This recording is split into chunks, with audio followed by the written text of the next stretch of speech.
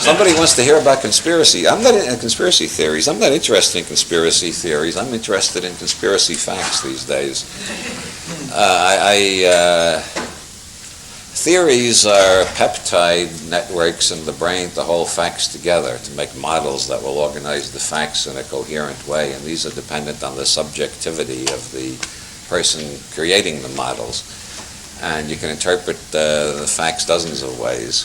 If you want to hear conspiracy facts, I'll spew out the latest conspiracy facts I have picked up lately.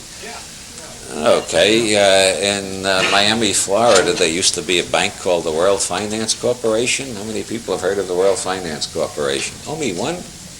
Oh, a few have, yeah. The World Finance Corporation got in trouble when the garbage men reported to the DA that they continually found large stems of marijuana plants in the garbage. Rather finky garbage men, I must say. But the DA got interested, and he put the bank under surveillance, and he collected enough evidence to get writ from a judge to do wiretapping.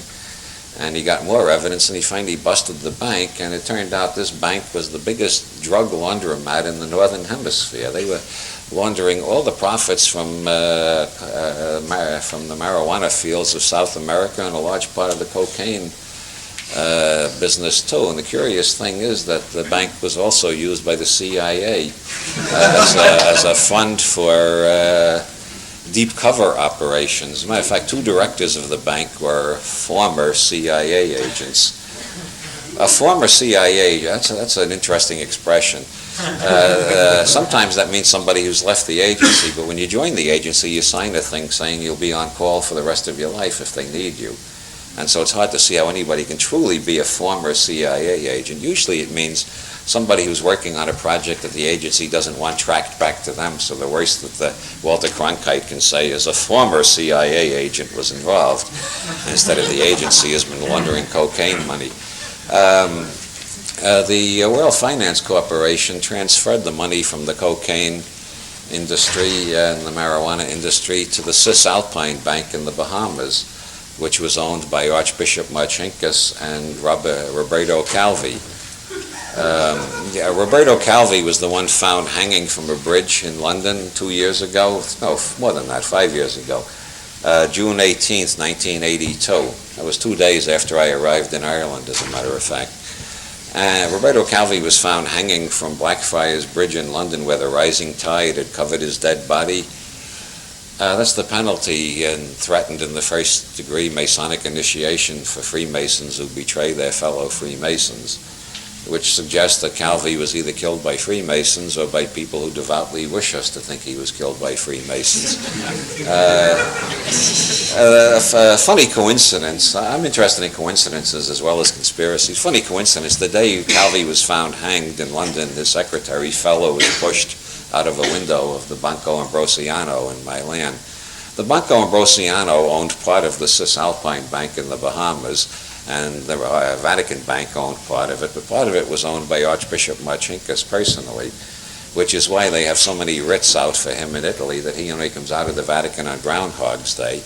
And if he sees a policeman's shadow, he ducks back in, as you may have read about that.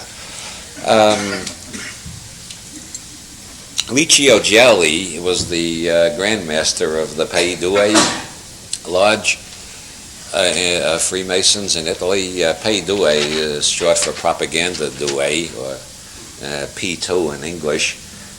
Gelli got to the third degree in Egyptian Freemasonry, the Grand Orient Lodge, which was founded by Cagliostro and the Duke of Orleans in the 18th century, and many people suspected of having hatched the French Revolution.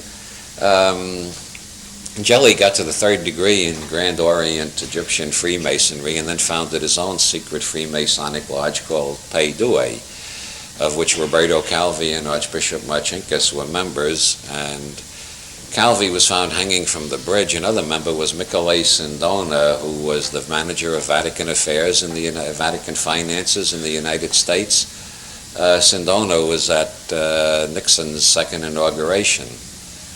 He was later indicted for 65 counts of stock and currency fraud in New York, and disappeared, and then returned saying he had been kidnapped, and he was indicted for faking his own kidnapping along with the 65 charges of stock and currency fraud.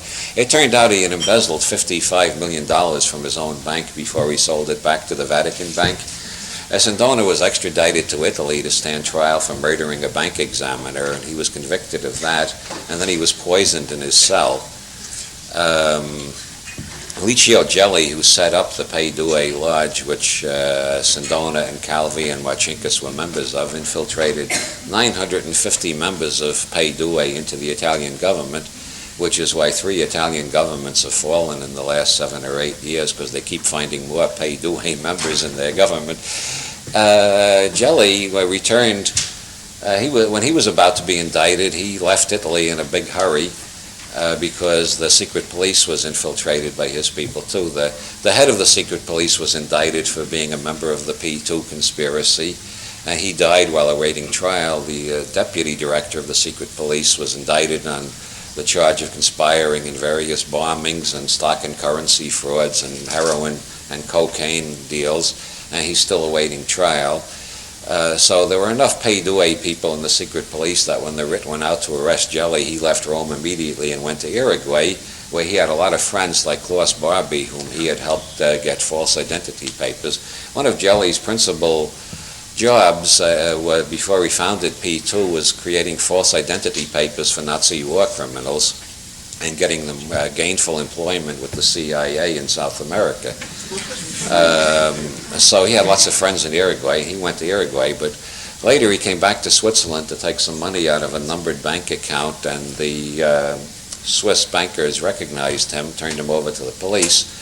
The Swiss police are allegedly the most incorruptible police in Europe, which is what makes it rather astounding that they were only able to hold Gelli for 3 days. They put him in a maximum security prison, and in 3 days he got out and went back to Uruguay. I was in Switzerland recently, and I was in Geneva. As a matter of fact, where Gelli just disappeared out of that maximum security prison in such an inexplicable way that the Swiss government is still investigating its own employees to find out how it was done. Now, I suggested they should put over the gate of that prison, to make it a tourist attraction, the 3 monkeys. Hear no evil, see no evil, speak no evil. And in the best Gothic German script, ficken Sie nicht mit der Freimaurer. Don't fuck around with the Freemasons.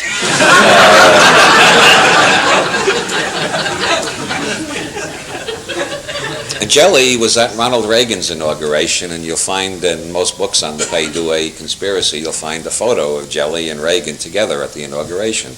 They both have big, friendly smiles, and they seem to be sharing some secret and private joke that the rest of us haven't found out about yet, which may have something to, Nixon in the Watergate tapes, the most fascinating line in the Watergate tapes is the one that hardly anybody comments on.